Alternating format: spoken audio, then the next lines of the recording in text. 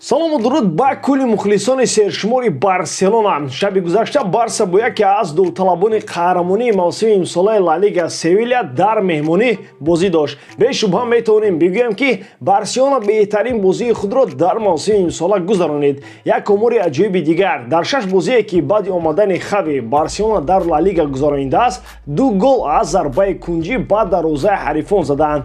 Дар замони сармураббии Барса будани Роналд Куман, ки тамоми тактикаи бозиаш аз партофтои ҳавоӣ иборат буд, дар 48 бозӣ ҳамагӣ 1 гол аз зарбаи кунҷӣ ба нишон расонидаанд. Дарвозабон Марк Андре Тер Штеген дар бозӣ бо Севилья бозии 300-уми худро дар Барселона гузаронд ва дар 300 бозӣ 300 гол ба дарвозаи худ сар додааст. На он қадар омори қаноаткунанда. Аз чунин Барселона, ки дирӯз дар майдони Севилья аз ҳама ҷиҳат беҳтарин буд, ман ҳамчун мухлиси ашадӣ ифтихор мекунам ва дар видеои имрӯза мефаҳмонам, ки барои чӣ. Дӯстон, сарпарасти видеои мо ширкати 1x мебошад. Дар он ҷо вақт коэффициентҳои баланд ва бонусҳои гуногун шуморо интизор аст. Имрӯз рақобатҳои ҷолиб дар топ 5 чемпионати Аврупо мегузарад ва барои шавқовар гузарондани онҳо шумо метавонед аз хизматрасониҳои 1x истифода баред. Ҳамчунин нафарони нав метавонанд дар аввалин пардохт бо промокоди барсатиҷӣ соҳиби $100 бонус гарданд. Ссилкаи бозӣ дар комментарияи ин видео.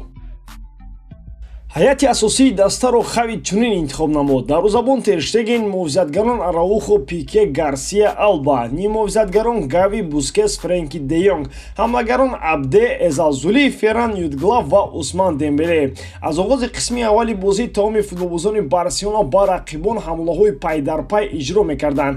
Дар дақиқаи 12 Юдглав баъди аксулҳуҷум Барселона зарба зад, вале зарбаи дақиқ набуд. Дар як ҳамлаи дигар баъди зарбаи Френки де Йонг дарвозабон Севильяро аз гол наҷот дод. Дар дақиқаи 30 Усман Дембеле бо услуби Робен аз канори рост ба канори чап равон шуда зарба зад, вале дарвозабон тӯбро ба мушкилӣ гардон ва муҳофизатгари Севилья Диего Карлос нагузошт, ки Юдгла зарбаи иловагӣ занад. 2 дақиқа баъд аз ин бозингарони Севилья аз зарбаи кунҷӣ исои бозиро кушоданд. Иван Ракитич ба ҷаримагоҳ паси заминӣ дод ва Папу Гомес Эзалзулиро дар паси худ гузошта бо зарбаи дақиқаш ба кунҷи дарвоза исои бозиро 1-0 ба фоидаи Севилья кард.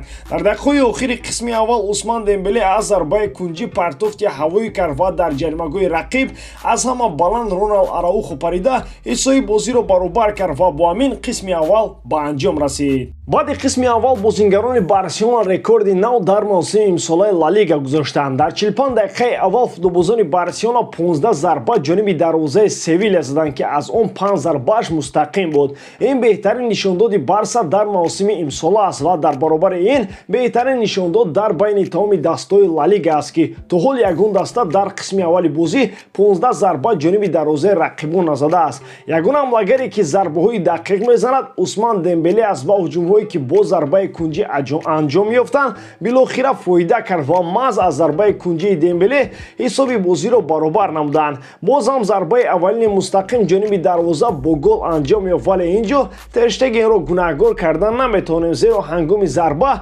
дарвозабон на тӯбро дурусида метавонист ва на бозингаре, ки зарба мезанад. Парвози Араухо аз бурҷи Халифа баландтар буд ва аз бозингарони Севилья ба ғайр аз ҳамон як голе, ки аз зарбаи кунҷӣ заданд ва Папу Гомес думба ҷумонд, 45 дақиқаи дигар 10 бозингари Севилья аз пушти ҳамлаҳои бешумори Барселона думба даронданд. Френки де Йонг дар дақиқаи 58 ба ҳуҷум гузашта тӯбро ба канори чап ба Гави равон кард ва ӯ вориди ҷаримагоҳ шуда зарба зад, вале тӯбро ба зарбаи кунҷӣ равон карданд. 2 дақиқа баъди ин ҳамла Усман Дембеле ба ҳуҷум гузашта тӯбро ба Де Йонг равон кард ва ӯ ба Эзалзули пас дод ва Абде як нафарро фиреб дода зарба зад, вале каме дуртар аз дарвоза. Дар дақиқаи 81 Эзалзули партофти олӣ ба Гави иҷро намуд ва Гави бо сар зарба зад, аммо каме болотар аз дарвоза. 3 дақиқа баъд аз ин Усман Дембеле аз канори рост бо пои чап зарба зад, аммо тӯб ба стуни дарвоза бархӯрд. Дар охири бозӣ баъди иҷрои зарбаи кунҷӣ муҳофизатгарони Севилья тӯбро берун аз ҷаримагоҳ карданд ва зарбаи иловагии Жорди Албаро дарвозабон дошта аз мағлубият Севильяро наҷот дод ва бо ҳамин бозӣ мусови 1-1 хотима ёфт. чунин бозии даҳшатнокро ман аз Барселона интизор набудам ва бо ин гуна бозӣ Барселона як имтиёз ба даст наовард, балки ду имтиёзро аз даст дод. Севилья бояд дар майдони худ бо ҳисоби калон торумор мешуд, вале тақдири онҳо баландӣ кард. Омори бозӣ боварнокунанда аст. Барселона 23 зарба, Севилья 5 зарба, Барселона 7 зарбаи мустақим, Севилья ҳамагӣ 1 зарбаи мустақим ки он ҳам голи задаи Папугай Гомеси ҷунбон буд. Зарбаҳои кунҷи 9-4 ба фоидаи Барселона. Гуфти гапо о мешудай ку. Жорди Алба беҳтарин корро кард. Ҳамчун футболбози касбии пуртаҷриба рақибро рӯҳан шикаст дод ва ӯро маҷбур кард ки ба амали ғайриварзишӣ даст занад ва сазовори корти сурх гардад. Ин ҳамлаҳое ки Барселона бар зидди Севилья кард, агар Кавани дар бозӣ мебуд, кайҳо хетрик ё покер карда буд. Усман Дембеле 5 зарба зад, як зарбаш ба стуни дарвоза бархӯрд. Чандин зарбаи кунҷӣ ба фоидаи Барселона кард, 4 паси калидӣ дод ва як партофти головар.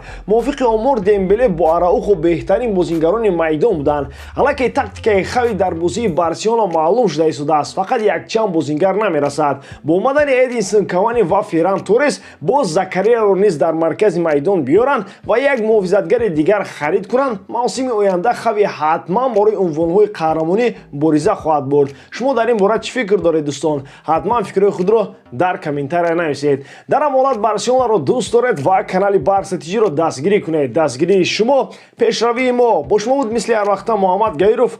Хай дӯстон, дар паноҳи Аллоҳ.